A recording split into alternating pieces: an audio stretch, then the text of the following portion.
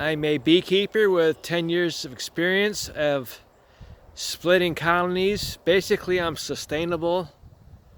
I don't buy queens, I don't buy honeybees. I haven't done that since 2017. Now it's 2023. Let me show you how I do splits. Okay, I moved all my colonies back from another apiary about a week ago.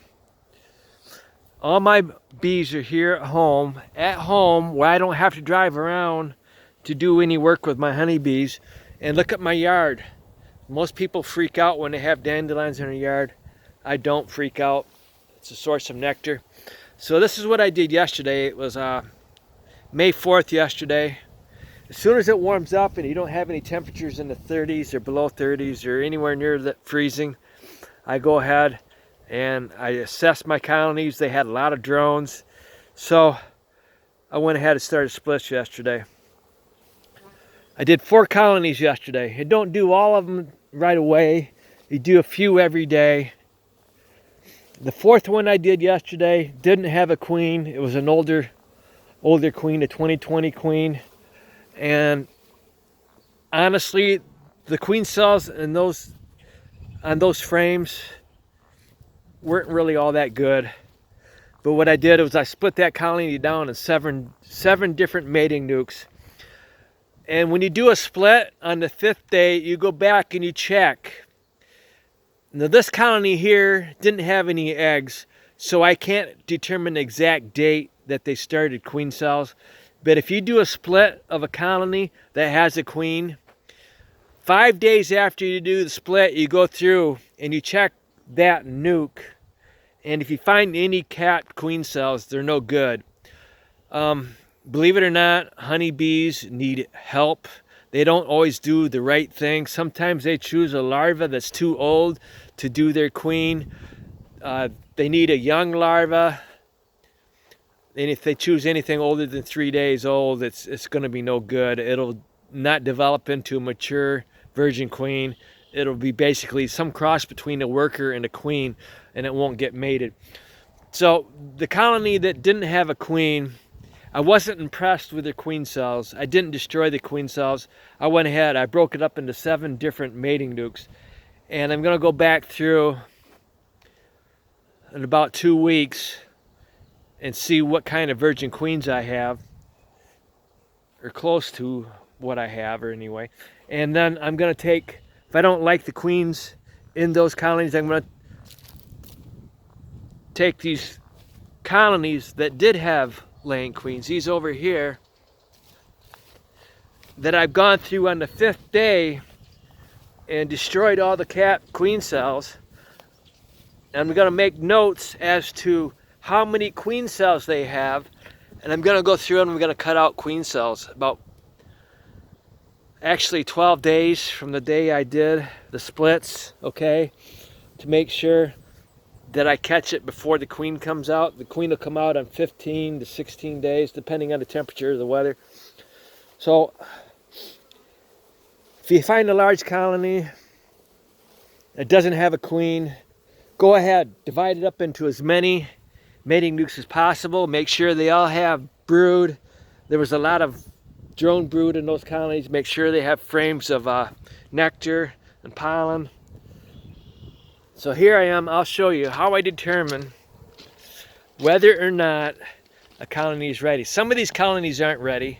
Like yesterday I stopped because I didn't find any more down at that end, the south end, that were ready. So I'm starting on the north end today.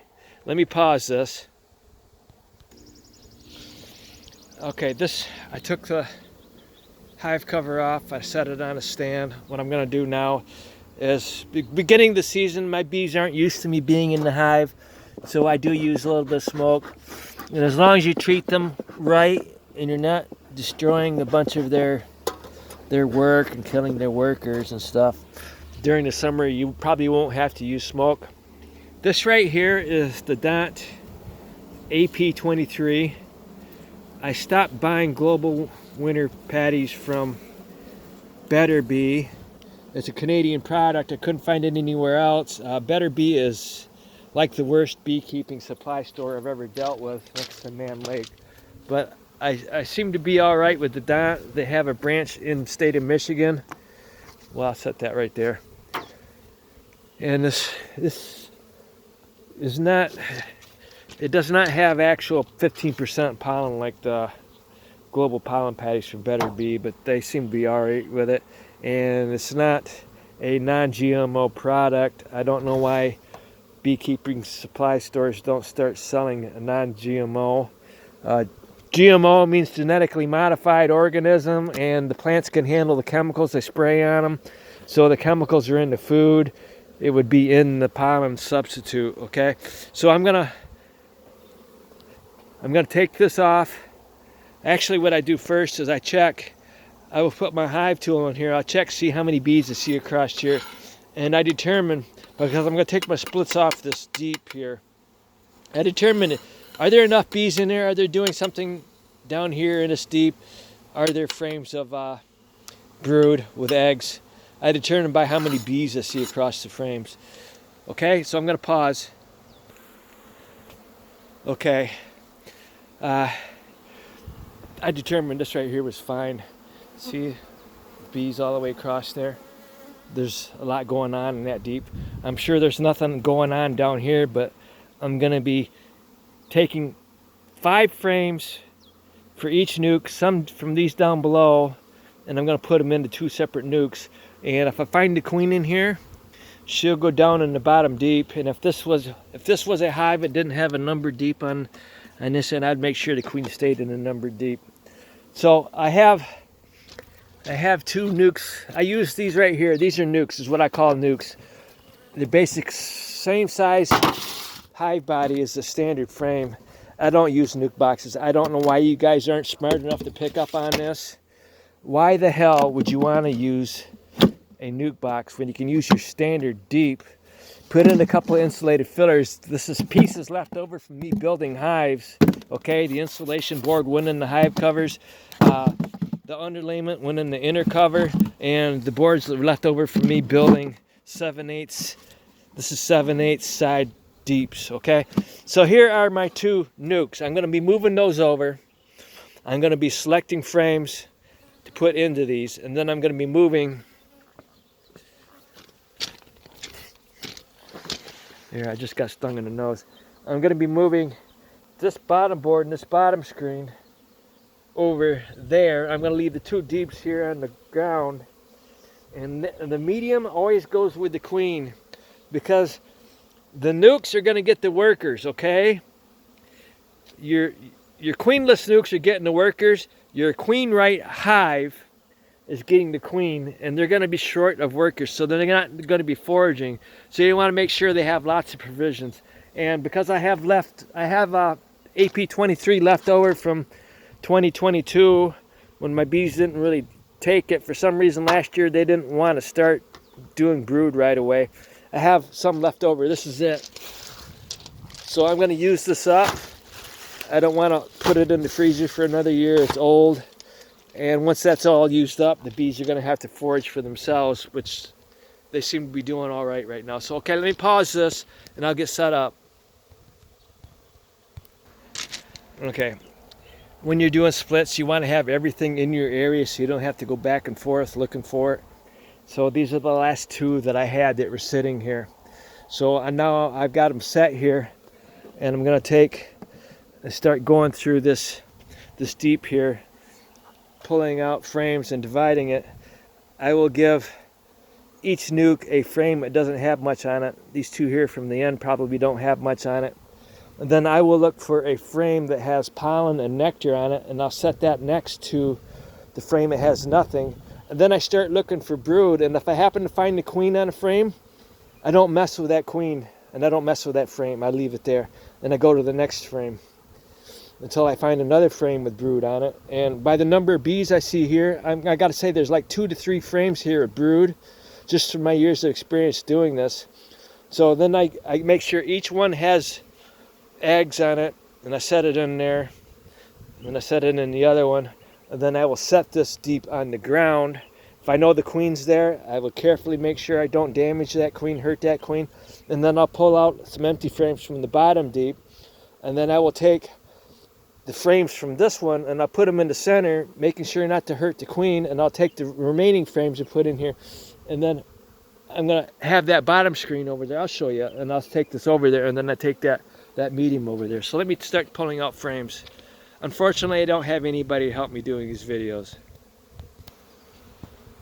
I didn't feed my colonies syrup last fall because I used Domino cane sugar, and Domino cane sugar is $8.36 a 10-pound bag.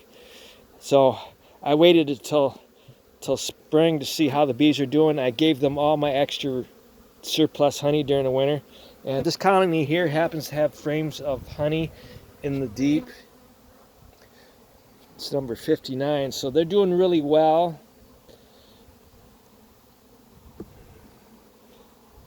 So each one has a frame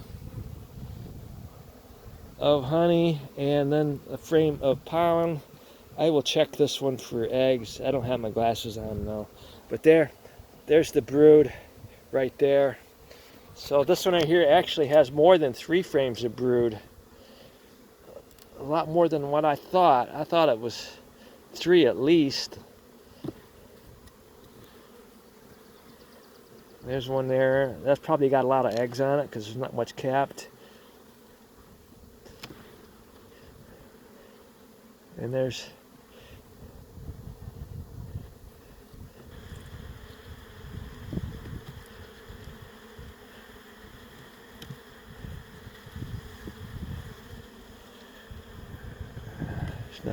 there's some cap there. This colony's been doing brood for a while. So there's 5 frames of capped brood in this colony. So when I'm done splitting this, so you're going to want to ask yourself, well, should I take 3 mating nukes off this or just 2? And that's something you have to determine on your own. Well, man, these bees are aggressive. Do you want to have large colonies beginning summer to make honey throughout summer, or some you can split later if you need to frame a brood for a colony that's not doing very well? So, like I said yesterday, I took 7 nukes off a colony and didn't have a queen anymore. But this one right here, I probably just do 2, and I'll leave a lot of bees in the hive going over there. So let me go ahead and pause again. Hey, this is a colony where smoke's not working. I've been stung twice already. So I have one of these in my pocket. Always have something in case of an emergency, and this happens to be an emergency. I can handle being stung once or twice during an inspection or doing a split. But this colony here is going to be really aggressive. So I'm going to put this on, and I'm going to keep using smoke. They're a pain in the ass. Some of my colonies are that way. Okay. There's 1 frame with brood, and make sure you have eggs. And there's a frame of honey. And then there's 3 frames in here with basically nothing or a little bit of pollen. I didn't see a lot of pollen. But when you have this stuff here, this pollen substitute, it's not that important, because also these colonies are going to have majority of the workers, so they're going to bring in everything they need. And I've taken the bottom deep, which has a number on it, so I can do that. And I've moved the 2 frames that don't have anything on it, and then here's the 6 frames of brood. I set it there. So as soon as I pause this or stop this, I'm going to put these frames in there. Haven't seen the queen yet. So sometimes when you're doing this, you come across the queen, and other times you don't. So if you don't find the queen, then you actually have to go through that medium there. I would go through the medium and see if I locate the queen. If you don't see the queen in the medium, then you have to go backtrack and do those nukes that you did and double check everything, because sometimes you might have missed her.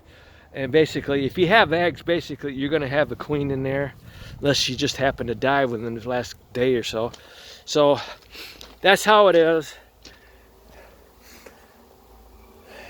And I don't do a lot in one day. I probably work 3 or 4 hours every day when it's not raining. And I'll show you. And I have this group of bees here that are under a roof. So if I had a warm day that was raining and I wanted to do some splits or open some hives, I could do it here. Bees can fly in the rain. You just can't open the hive and have it get wet. It would kill the brood. So basically, you don't see me grafting any queens. If you're following somebody that's trying to tell you to graft from your best queens, stop following that person. You guys don't want your bees to become inbred.